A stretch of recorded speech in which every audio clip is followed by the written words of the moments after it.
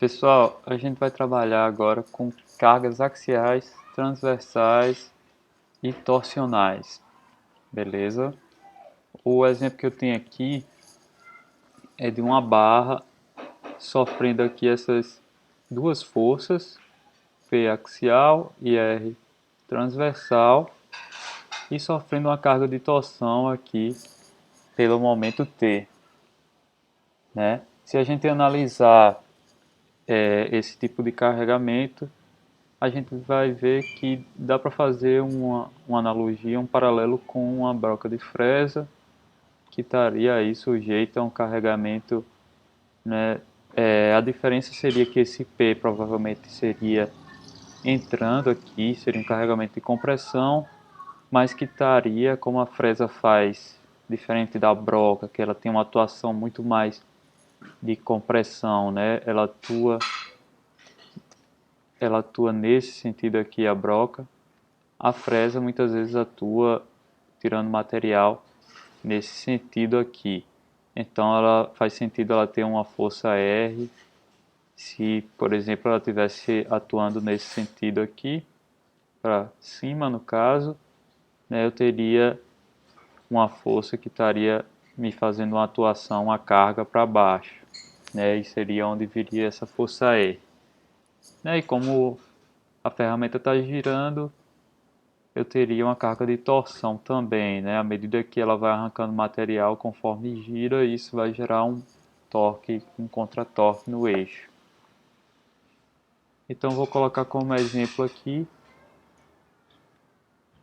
uma fresa.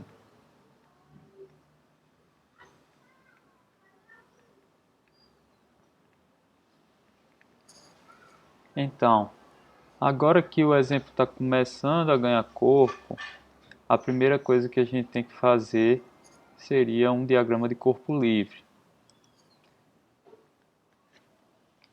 E nesse diagrama de corpo livre, a gente vai identificar quais são as reações nos apoios, que no caso aqui é só um, né?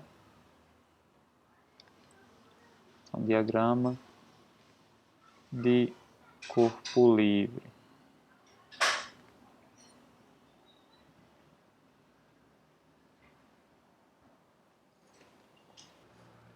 Então eu vou colar aqui a figura do diagrama de corpo livre que eu fiz e vocês tentam fazer esse diagrama de corpo livre em casa, né?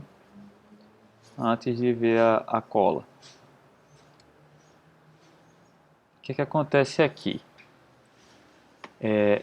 Esse apoio é um engaste, né?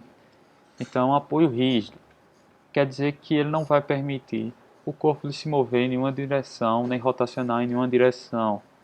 Então, para impedir isso, eu tenho que ter forças em todas as direções e momentos em todas as direções. Então, deixei aqui as forças em laranja, os momentos que são relativos ao momento fletor em verde e o momento que é relativo ao torque em vermelho. Ok? E aí a gente calcula as equações aqui da estática, né? Lembrando que esse é um caso estático. O que é que eu tenho? Eu vou ter somatório das forças em x igual a zero, e isso vai me implicar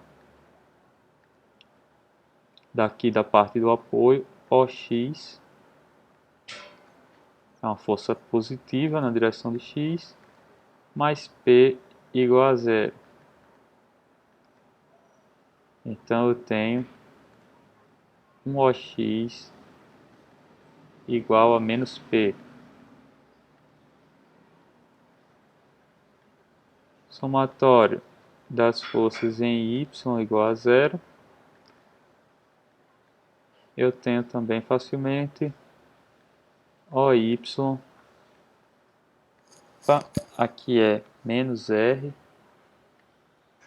que R está na direção negativa. Então, OY menos R igual a zero, ou seja, OY igual a R. E eu tenho somatório das forças na direção Z igual a zero, OZ, e aqui eu não tenho nenhuma força em Z, eu só tenho realmente OZ em toda a barra, igual a zero, e aí é realmente só isso a equação. Então vamos lá, somatório dos momentos que eu vou colocar calculados em relação ao ponto O, na direção x igual a zero. Então, de momento em x, a gente vai ter 2, né? Que vai ser mx está na direção positiva do eixo x e t está na direção positiva do eixo x. Então, mx mais t igual a zero. Eu tenho mx igual a menos t. Somatório dos momentos em zero na direção y igual a zero. Eu não tenho nenhum momento em y, né? Só aqui o meu my. Então, my igual a zero. E somatório dos momentos em zero na direção z igual a zero. Eu tenho aqui o meu mz, só que essa força R causa um momento, né? Que é um momento na direção z dado pelo comprimento L vezes a força R, e ela é na direção menos z, beleza? Esse momento aqui, deixa eu colocar, ele atua dessa forma, né? O momento da força F, da força R em relação ao ponto O, ele atua dessa forma aqui, beleza? E se a gente fizer isso com a regra da mão direita, seguindo os dedos, o polegar vai apontar nesse sentido, né? Então, no sentido contrário ao eixo Z. Logo, eu vou ter aqui um momento negativo, que seria um menos RL, igual a zero. Ou seja, mz igual a menos RL. Uma vez que eu tenho o diagrama de corpo livre, a próxima etapa nesse problema seria construir justamente os diagramas de esforço cortante, momento fletor. De momento torsor a gente não precisa construir porque é um valor fixo que cobre toda a figura. Beleza? Mas o que é que eu vou ter aqui? Eu vou ter momento na direção de Z e cortante na direção de Y, né? Cortante em Y vai gerar um momento em Z. Beleza? Momento fletor em Z. Então vamos lá para os diagramas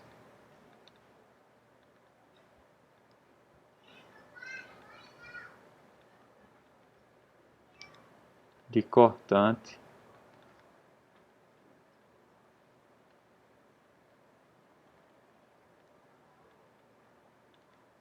e fletor.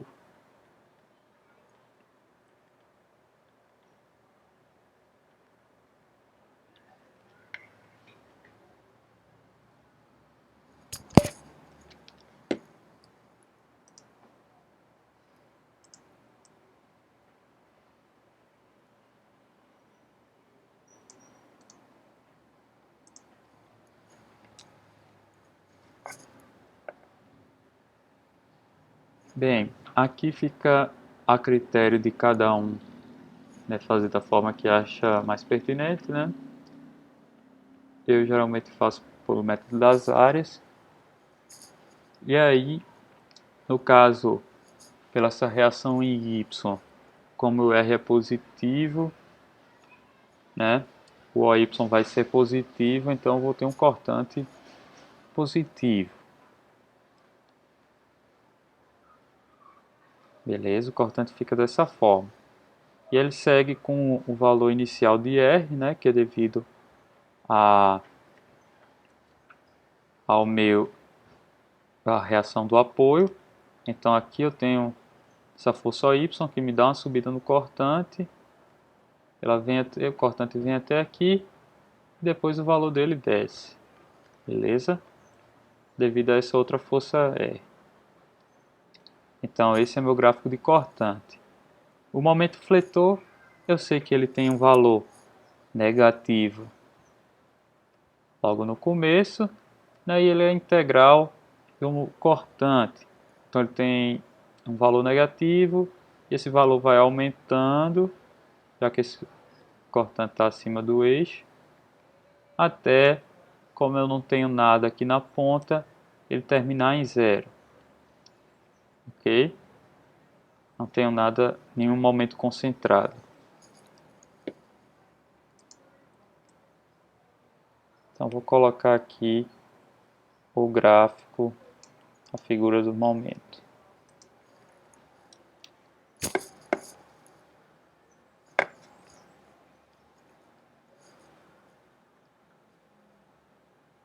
Pronto. Beleza? A partir disso, a gente vai analisar quais são as tensões atuantes aqui nesse problema.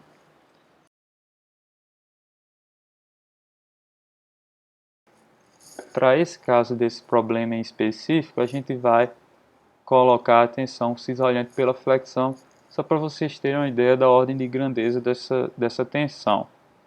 Beleza? Mas geralmente a gente não vai utilizar ela porque ela tem um valor muito pequeno.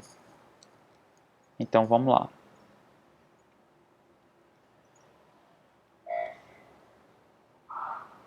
Coloque aqui tensões atuantes.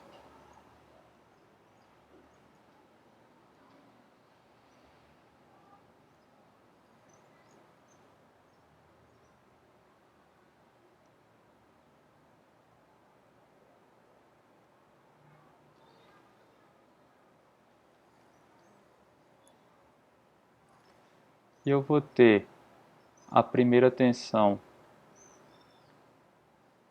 colocar um sigma x', vai ser uma tensão normal em x, dada por P sobre A. Onde P aí é essa força longitudinal, né? E essa aqui, deixa eu botar essa seta verde, vai ser uma tensão normal uniforme, devido a essa força longitudinal.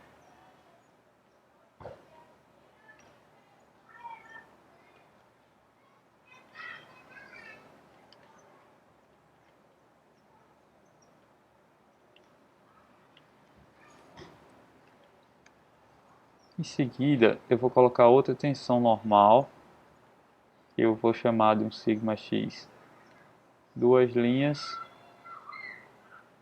que é o menos my sobre i.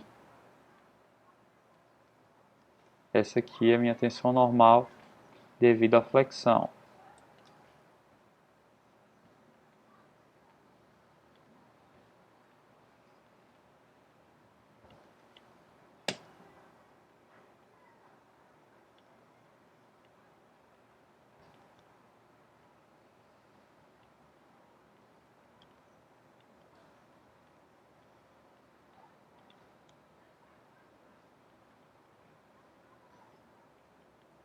Tensão normal devido à flexão.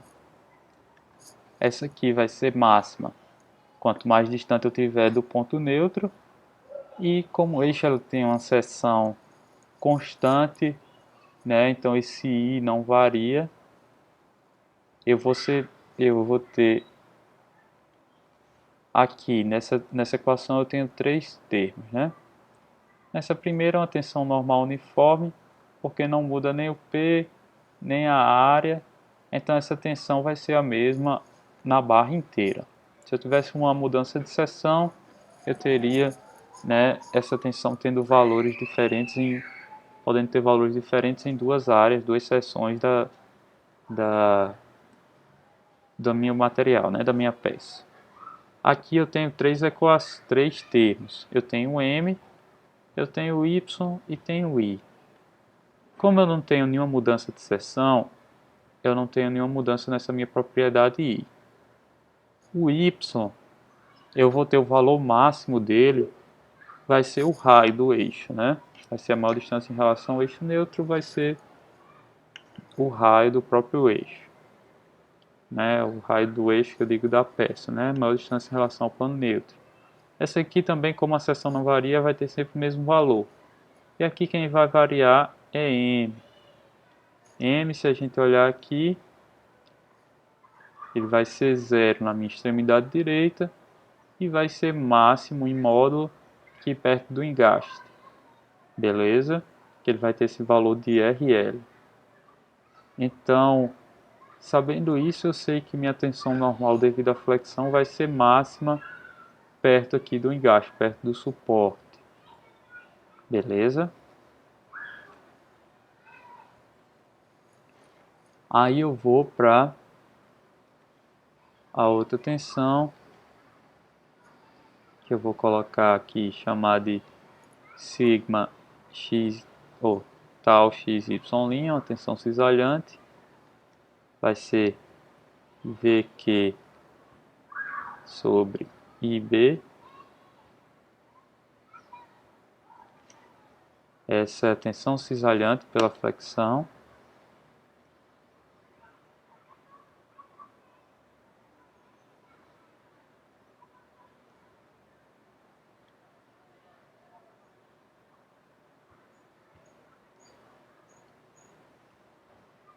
Tensão cisalhante pela flexão.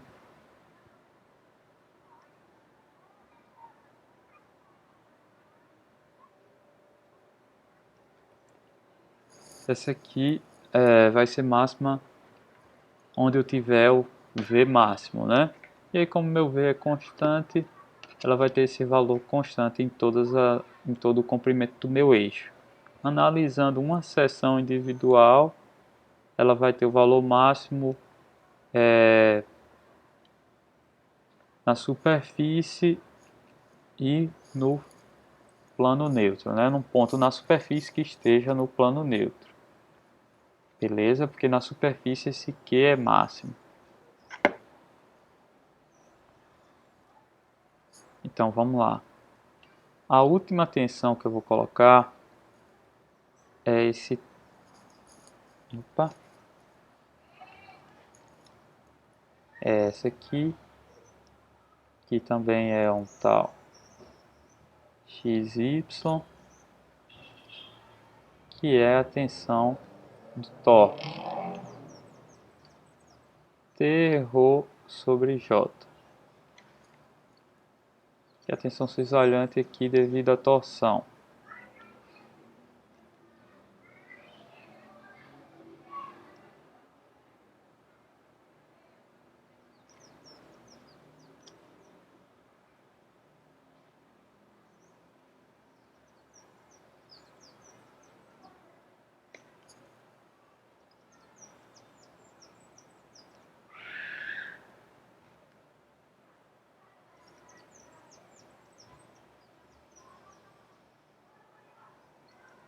Pronto, tensão cisalhante devido à torção.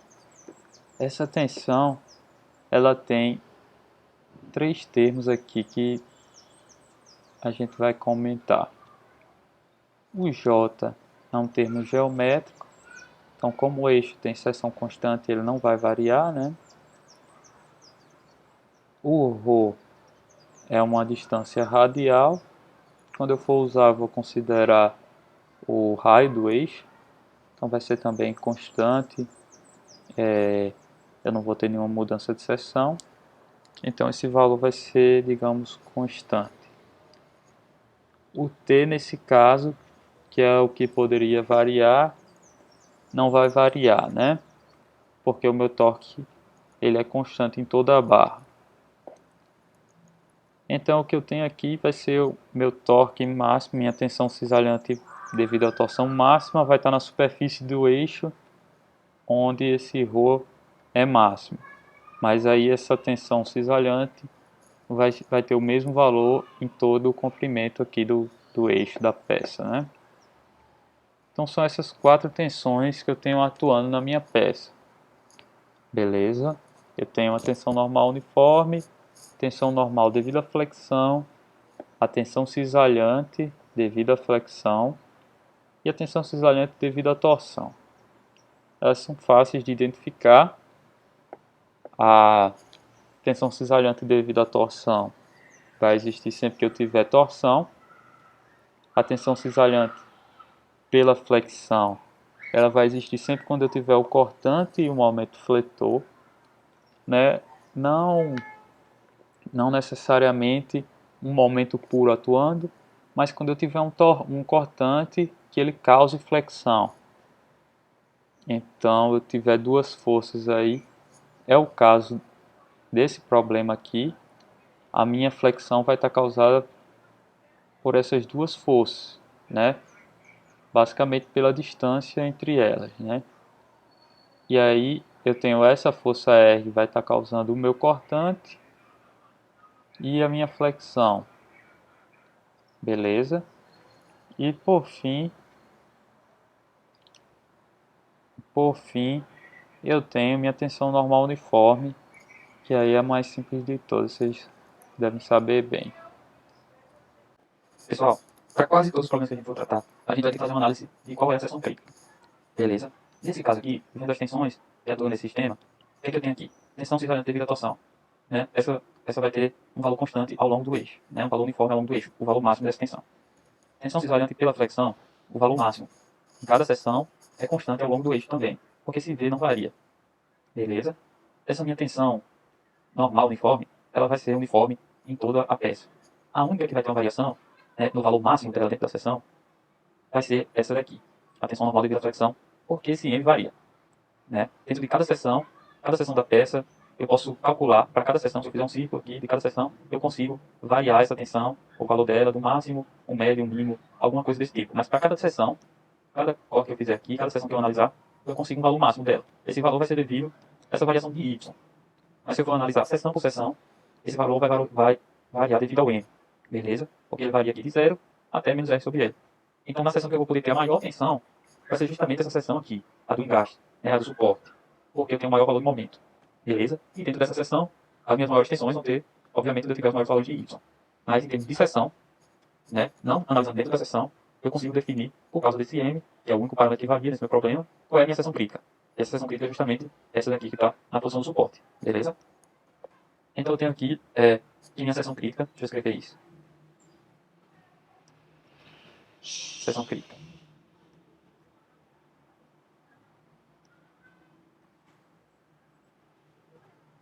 Vou colocar a seção crítica está em x igual a 0. Pois é nessa seção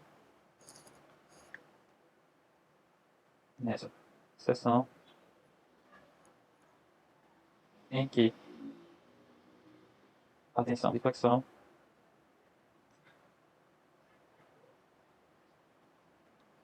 é máxima.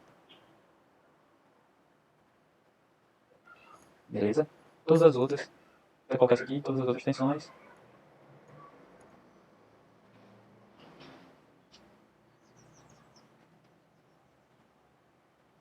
não variam seu valor ao longo do eixo.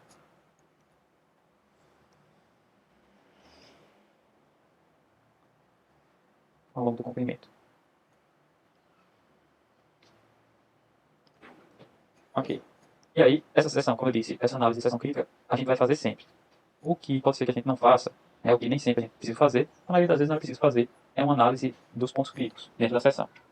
Mas mesmo assim a gente vai fazer, justamente por ser uma questão introdutória, e porque esse exemplo vai mostrar a gente que realmente não tem uma necessidade tão grande de se analisar os pontos dentro da seção. Deixa eu descer aqui um pouco a folha. Vou colocar aqui pontos críticos na seção.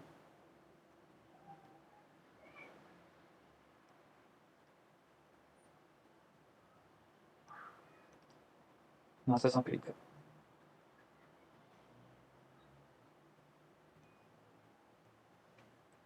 Então, deixa eu colar a figura aqui. Pronto. No ponto A, o que é que eu tenho? Eu tenho a maior distância em relação ao plano neutro, que é onde minha tensão normal devido à flexão é máxima. E no ponto B, eu tenho um ponto na superfície e no plano neutro, que é onde minha tensão cisalhante devido à flexão é máxima. Beleza? E aí no ponto B, a tensão normal de flexão é zero, porque eu estou no plano neutro. E no ponto A, a tensão cisalhante devido à flexão é zero. Tanto no ponto A como no ponto B, eu tenho a tensão normal uniforme de mesmo valor, e eu tenho o valor máximo da tensão cisalhante devido à torção, porque ambas estão justamente na superfície do eixo. Então não vou ter mudança em termos de torção. E aí vamos ver como é que a gente fica em termos de tensões. Então no ponto A, eu tenho esses dois pontos, deixa eu abrir aqui uma chave. Sigma x igual a sigma x', que é a tensão normal uniforme, mais sigma x, duas linhas, né? Que é a minha tensão normal devido à flexão. Ambas nesse ponto são de tração. Deixa eu colocar aqui em verde. Ambas tração. Beleza? Nesse ponto A, essa minha primeira tensão, sigma x vai ser sempre tração, porque é a tensão uniforme trativa. Esse sigma x, duas linhas, ela vai ser tração daqui para cima, com pressão daqui para baixo. E minha tensão cisalhante vai ser tal xy igual a tal xy, duas linhas. Eu só vou ter a tensão cisalhante devido à torção. No ponto B, é que eu tenho? Eu tenho um sigma x igual ao sigma x', que é a tensão normal, e eu tenho tal xy igual a um tal xy', que é a tensão cisalhante devido à flexão, e eu tenho um tal xy, duas linhas. Beleza? E aí eu vou ter elas no mesmo sentido, né, se somando, sem nenhum problema. Então, sem a gente colocar valor numérico, não dá para saber qual desses pontos tem a maior tensão. Aí não dá para ter uma ideia muito boa. Então, em seguida, a gente vai fazer justamente essa análise numérica desse problema. Beleza?